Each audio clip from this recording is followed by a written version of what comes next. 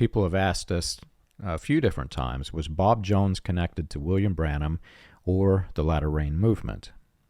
Now, that's another great question, and when I read that question, I had to go look into it a little bit. Of course, I'd heard of Bob Jones, but I was very surprised to find out there's actually 3 Bob Joneses. so I had to look into each one of them to figure out, what their connections were. But what I would say is they are generally a different branch of the fundamentalist tree.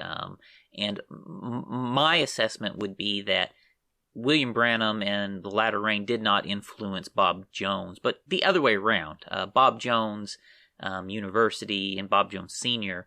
Were more likely an influence into the message. So it was kind of a reverse sort of a situation there. And so the 3 Bob Joneses, Bob Jones Sr., he died in 1968. He's the man Bob Jones University was named after. He had some links to also Gerald Winrod and other fundamentalist preachers of the early 20th century. And I think there's fair evidence that Bob Jones Sr. was at the very least supportive of the KKK while he was living and rubbing shoulders with the Klan leaders. But as best I know, he was never supportive of Pentecostalism. So he was a fundamentalist, but he was not someone I would describe as a fundamental or as a Pentecostal in any way. So he did have interactions with some of the Pentecostal and Latter Rain figures during his life, but he was much more of an evangelical fundamentalist rather than a Pentecostal fundamentalist. And his son, Bob Jones Jr., now him, we can say he was definitely around a lot of Latter Rain people. I don't know of any direct connections to William Branham, but he was certainly mingling with a lot of Latter Rain preachers up into the 1970s. But coming into the 1970s, he really turned very hard against them all. In the 1980s, he came out and spoke very strongly against the charismatic movement, especially Oral Roberts. I think Oral Roberts was enemy number 1 in some ways for Bob Jones. He was Jr. He was definitely not on friendly terms with the charismatic movement from the 1980s, and Bob Jones Jr. died in 1997. Then you got Bob Jones III, and he's still living, and I'll be honest, I just don't know very much about him, so I can't really say, but my understanding is that he's a Baptist, and he's a minister in a Baptist church or Baptist seminary in some way. I don't think he still heads the Bob Jones University.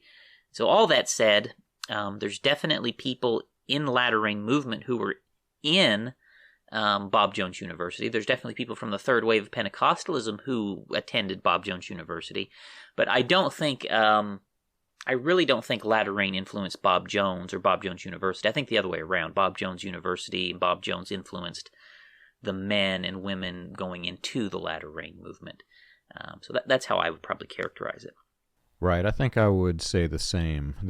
The Latter Rain movement was the result of cross-pollination of several different ideas and ideologies, and it was an attempt to bring all of these desperate movements together and, it was literally an attempt to try to reinvent Pentecostalism, and whether it succeeded or failed is up for debate, but it definitely was influenced by outside sources, and I agree with you, Bob Jones and several other universities were producing men who would influence the Latter Rain movement. What's interesting for me is that William Branham's Latter Rain campaign manager, William T. Frary von Blomberg, was on the board of directors at Bob Jones University.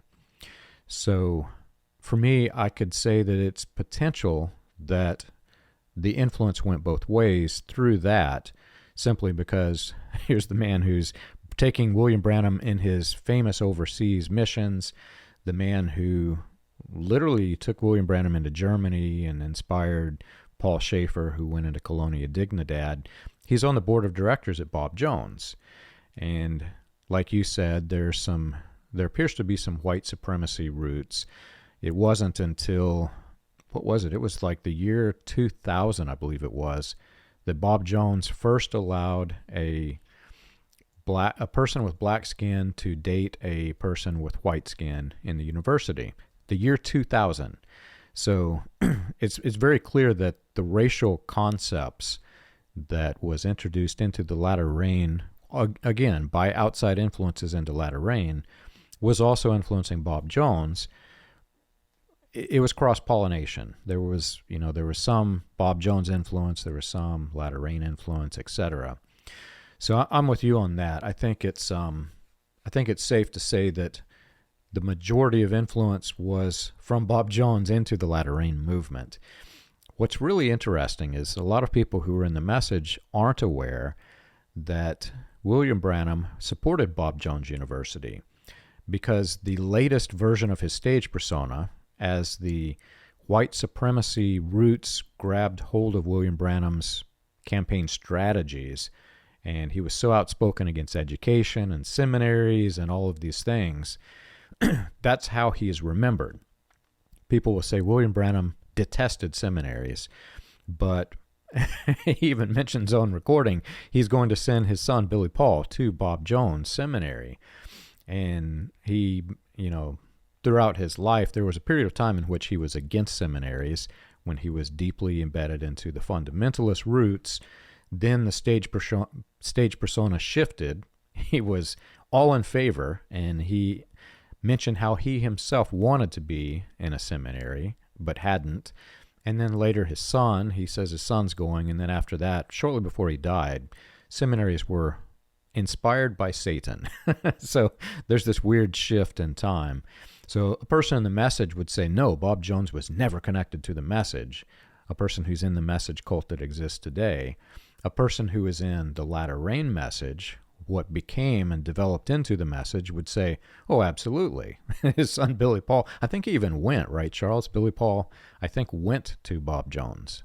Yes, John, and I was going to mention that too.